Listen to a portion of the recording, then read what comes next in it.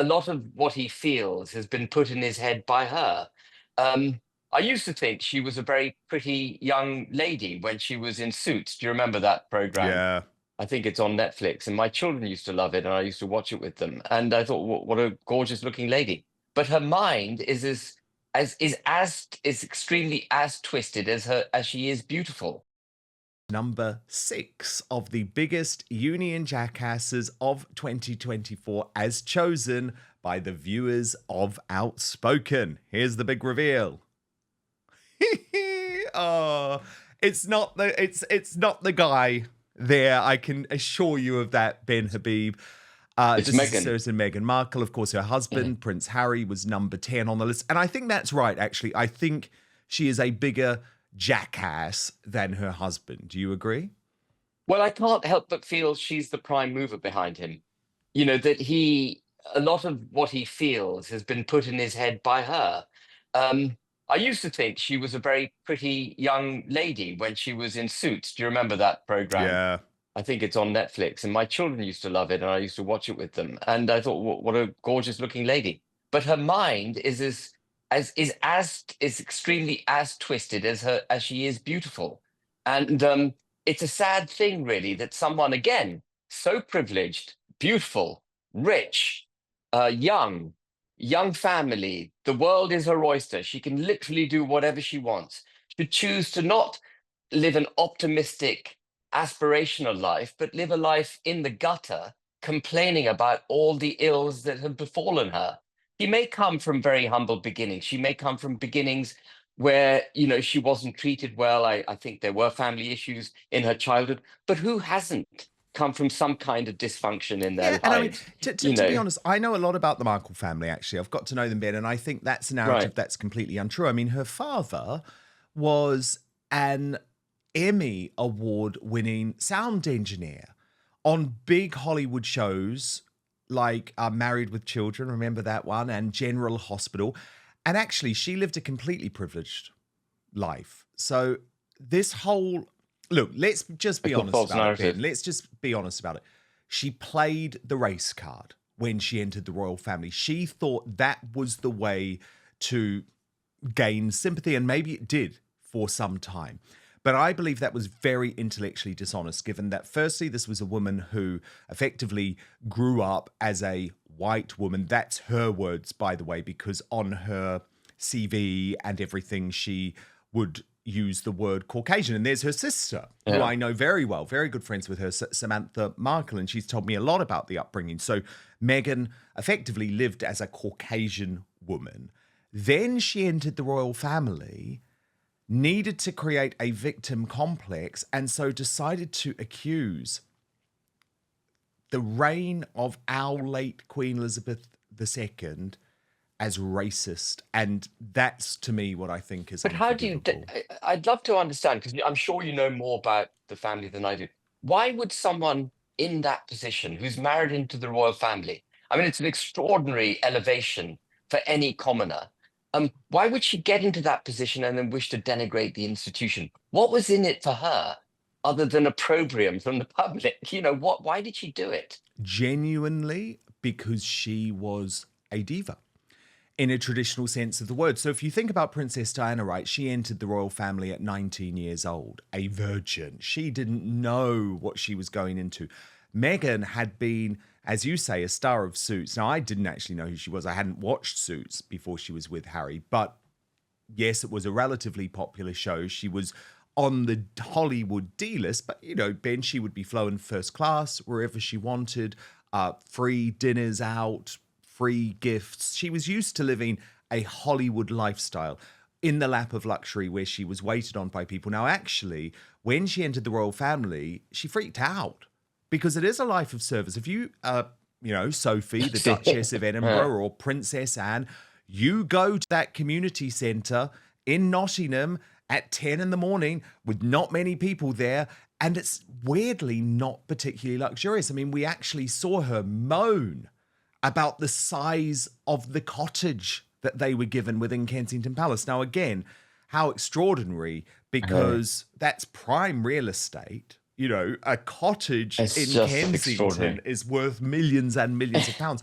But then the Yeah. Queen bent over backwards, moved them to Frogmore Cottage. You remember that renovation cost taxpayers something like £2 million. They ended up paying it back. But I just honestly believe, and I have done a lot of work on this, she wasn't happy with the luxury of royal life. So she had to find a way out. She had to engineer a way out. She wanted back to Hollywood. And this was peak woke. That's the other thing that people forget, Mm. Ben. Do you remember when this all happened? It was around the time of George Floyd, Black Lives Matter. That's when she really upped the ante in terms of her attacks and false claims of racism on the royal family. Now, Harry has since walked them back and said, oh, no. We never said there was racism within the royal family. Well, that's a complete Except he did. lie. He did say that. He said exactly that on the Oprah Winfrey show, didn't he? Yeah. And remember, Yeah. they said that there was a member of the royal family who had asked about what colour little Archie was going to be before he was unborn. Now, I've spoken to a lot of people, including my sister, by the way, who has a Samoan boyfriend, and they say it's completely normal if you're in a mixed race couple to speculate with your family members about what your unborn child is going to look like. I mean, Yeah, that's not let me just anchored in say racism. I can testify to that because I'm half Pakistani and half English. My wife was entirely English, and my children, my youngest is brown, looks a bit like me. In his mind, he looks far too much like me. He can't bear it, and and the other two look very much like my wife, and they're white. So. Uh, and we did speculate before each child was born. I wonder what they're going to look like because you've got regressive genes and you've got dominant genes, and which one's going to dominate? Are we going to get two regressives and how's it going to work out? So we've got three very different physically to behold children. Indeed. And I just think if you look at the history of the royal family, the modern royal family, so I'm talking about the second Elizabethan age, everything she did was about empowering the Commonwealth nations. And there wasn't a hint of racism to me. No, they're And none at all. I reject wholeheartedly, not just in the royal institution. I'd say every institution in this country until recently was not racist. They've become racist now, but it's against white folk. There was never racism. I never experienced any racism in my childhood in this country. None. Oh, you found the odd person, institutional racism. You found the odd person on the street who was less than congenial. But my school, my university, all the people I work with, my employers, no racism whatsoever. All that we cared about, and I was very lucky, I suppose I reached adulthood in my adolescence and adulthood were under Maggie Thatcher, my early adulthood. And she drilled home the importance of meritocracy. And that was all that mattered. Are you good enough for the job? If you work hard, you get the job, and the world's your oyster, the sky's the limit. And sadly, that's now gone. Meritocracy's been replaced by identity politics and progressive discrimination. And that's when racism has crept into our institutions. So not for a minute would I accept that the Queen or anyone in the royal household from an institutional perspective were racist. Absolutely not. indeed, and when Meghan entered the royal family, because at this point, I was covering this story very, very closely. I was really the first person to report on all of the fallout between Meghan and the royal family. This is back in, gosh, it must be 2018 now. They bent over backwards, Ben. They were actually so conscious that she was an outsider coming into the family, and they know that they got a little bit wrong with Diana. And so the idea that there was any negative treatment towards Meghan because of her race, it's just for the birds. And I actually think Oprah Winfrey was really taken in by it. I think the woke left was taken in by it, and there was this sense of hysteria. And what I just find unforgivable is, remember, that sense of hysteria took place when Prince Philip was literally dying, and then the Queen's final sort of 3 years on Earth, when she was an elderly lady who should have been absolutely looking back at her reign very proudly, she had to deal with all of this unnecessary Yeah. stress. I mean, I don't know how Harry copes with that because that's a weight I would carry with me through life, that I made my grandmother's last few years, difficult and for no reason. As he grows up, I hope as he grows up, don't know how old is he. He must be what, 40 odd now, so he should have grown up by now. Um, he'll realize that he's caused unnecessary emotional pain to people who loved him greatly, and that's a horrible burden to carry. It is, and I think one day he'll regret it, but the problem is too late. It will be too late. But look, let's move on in the countdown. This is the top Union Jackasses of 2024 as chosen by the viewers of Outspoken Ben and I. We're not aware of who is on this list, so let's reveal number 5. Oh, yes. Speaking of racists, Yeah. David Okay. Lammy, So the this Foreign guy, Secretary. I mean, do you remember, Ben, he called you a neo-Nazi? he called all Brexiteers neo-Nazis, didn't he? Yes. Anyone who voted Brexit was a sort of, and then when he was challenged on it, he doubled down and said, "No, absolutely, I mean it." And he's a remarkable individual because his prejudices are matched only by his intellectual uh, pygmy brain, and he's he embodies everything that we've been discussing about the left that is wrong, but he adds to it a complete vacuous level of thickness that I've rarely seen in a politician before. He is literally one of the thickest politicians I've seen in Parliament. Would you remember when he went on Mastermind? And Yes, it was exactly. Henry VII came after Henry VIII. I mean, come on, just think a little bit, man. it was car crash. And the thing is Starmer had an opportunity, Ben, to do the right thing for the country and not make this man foreign secretary, knowing probably that Donald Trump was about to become US president. And the things he said about Donald Trump, unforgivable. And I don't Unforgivable. believe that because he happened to go for chicken in New York at Trump Tower with Trump, that Trump's forgotten. I mean, the comments this guy made about Trump were off the scale in terms of their Absolutely. brutality. And I mean, he literally compared him to Hitler. Yeah, I mean, it's not good for our foreign relations when the president of the most powerful nation in the world has to deal with our foreign secretary, who evidently loads the man.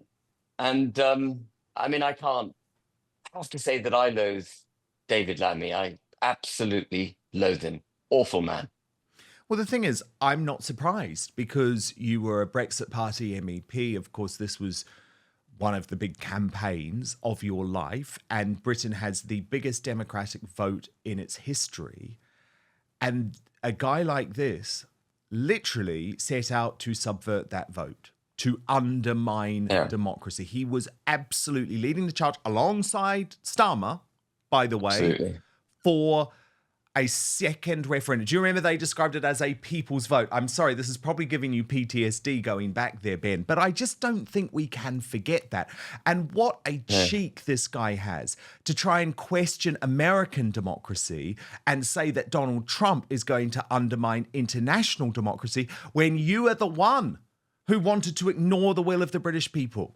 Yeah, absolutely. I mean, the hypocrisy is massive, but we've discussed hypocrisy a number of times with Yeah. people lower down on the list. And they all suffer this complex, don't they? That because they think they know they own the moral sort of high ground, that they can mouth off against us, and what they regard as democratic is for them to decide, and what we want is that our from our political position is unacceptable, and so whatever we want is basically anti-democratic, uh, and these are the people as well, it's worth bearing in mind, who create the Labour Party, David Lammy amongst others, who continuously wish to empower international institutions, and create quangos, give elevated authority and powers to Ofcom, the Electoral Commission, to the OBR, which denude our democracy, which actually take away scrutiny from elected officials, the ability for the people to hold Parliament to account because they've vested all this authority elsewhere. People like Lammy are the anti-democrats, and the biggest anti-democratic institution in Europe is the European Union. It literally is anti-democratic. Laws are conceived by a very small body of people, and they're effectively passed before they get to the European Parliament.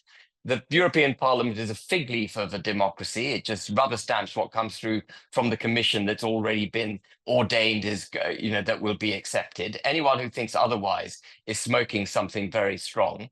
And Starmer and Lammy would have taken us back into it, which is why I call them anti-British, actually. You may have heard me say that, Dan. I think these people are anti-British because they would give over the United Kingdom to a foreign power. Oh, they absolutely are. And not just anti-British, actually pro-globalism to the point where, do you remember Starmer said that he would prefer Davos to Westminster, which to me is chilling, absolutely chilling. But let's move on in the countdown to number 4 of the biggest Union Jackasses of 2024. Here's the big reveal. But first, with the holidays creeping up faster than your aunt's fruitcake recipe. In fact, there's only one day to go. I've got something way better to share with you. If you want to look sharp for your festive gatherings in the new year, maybe finally win the Best Groomed at the Family Dinner Award, check out the latest masterpiece from Manscaped, the Chairman Pro Electric Foil Shaver. Trust me, it's like Rudolph for your face, guiding you to a smooth, irritation-free shave. So let's dive into the goods. The Chairman Pro is armed with not one, but 2 interchangeable skin-safe blade heads. Think of them as your grooming superheroes. The skin-safe 4-blade foil for when you want that baby bottom smooth, and the skin-safe stubble trimmer for when you want to keep some stubble but clean it up a bit. Both keep you looking sharp while minimizing razor burn and irritation, because nobody wants to show up to the holiday party looking like they lost a fight with a Christmas tree. But wait, there's more. The Chairman Pro has Flex Adjust technology, which is basically like the holiday miracle of shaving. It's like Santa's elves made it just for you. The blades and pivoting head adjust to every curve of your face, and it's very gentle. I use it on the neck area, as if they had the gift of foresight. So go ahead, kiss that awkward jawline patch goodbye. No more pretending it doesn't exist while you hope nobody notices under the mistletoe. And if you want even more precision, on the right side of the bracket, there's a precision lock. When you lock it, the blade head sits firm so you can achieve a more precise shave. And here's something that's going to make your grooming routine even easier. The Chairman Pro is waterproof, so you can use it right in the shower. And the waterproof feature doesn't just make shaving easier, it also simplifies cleanup too. Just a quick rinse under the sink and you're all set. The Chairman Pro isn't just for daily shaves either. It's powerful enough to tackle up to 5-day growth, making it perfect whether you're shaving every day or just tidying up after a few days. And with up to 75 minutes of runtime on a single charge, you'll have plenty of juice to go from Santa's beard to smooth as a snow angel. See what I did there? It even has a travel lock to help make sure you don't accidentally turn it on in your bag, and an LED spotlight to help you see every detail, ensuring nothing gets missed. So get the Chairman Pro today and experience a shave that is as smooth as you deserve.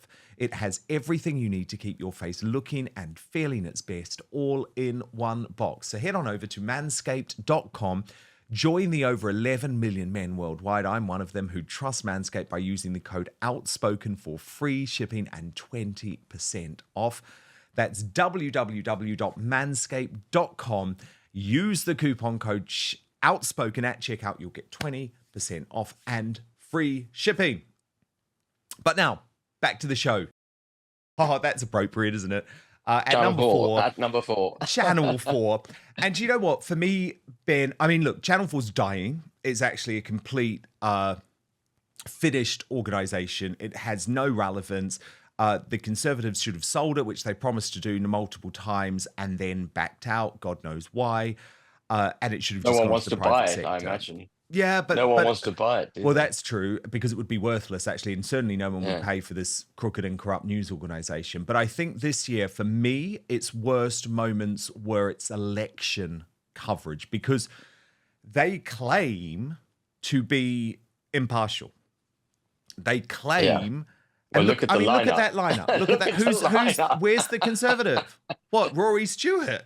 I mean, get off. Yeah, And Rory then they had Stewart's. Boris Johnson on the night of the US election, and Emily Maitlis just hectored and bullied him. Although it was sort of delightful seeing her face turn increasingly thunderous as she realized that Trump had won.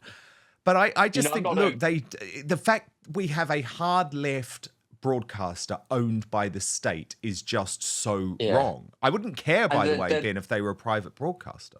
I couldn't agree more. And there are hard left people in that photograph. Alistair Campbell. I mean, he's hard left. He's part of the Iraq, in what I regard as one of the biggest travesties of British modern foreign policy, where we went to war illegally in a country on a false pretense, which Tony Blair must have known was false. And Alistair Campbell was at the heart of that government. Emily Maitlis, who was the interviewer when Starmer said he preferred Davos to Westminster, and she smiled along very happily. And I'm not a great fan of Boris Johnson's, but I thought he handled her brilliantly on election night.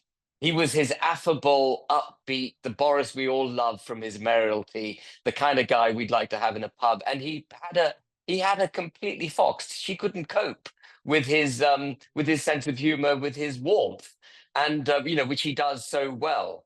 And who was the other? Emily Thornberry was in amongst the lineup. I mean, she's awful. I think Rory Stewart said that he would vote Labour, didn't he? Didn't he say that at the last election? So I mean, he's not exactly a conservative.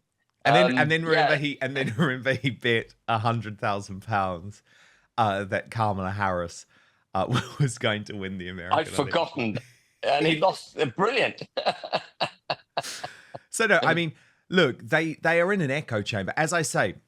Do you know what? The one thing I guess where I give credit to Emily Maitlis for is at least she left the BBC. At least she realised she should not be at the BBC propagating these hard left views, and she went up and set what I call the fake news agents alongside Lewis Goodall and John Sopel, two former colleagues. But then the fact that Channel 4 has her back on the night of the elections, it's just astonishing to me. But look, there you go. Thank you so much for watching Dan Wootton Outspoken. Please click on my face just to the bottom left to subscribe to this brand new independent news source and turn on the notification bell so you'll be alerted to our brand new live shows, uncancelled interviews, and special royal episodes. Outspoken is also now available as a podcast, so you can listen to the show every weekday on the go, wherever you are.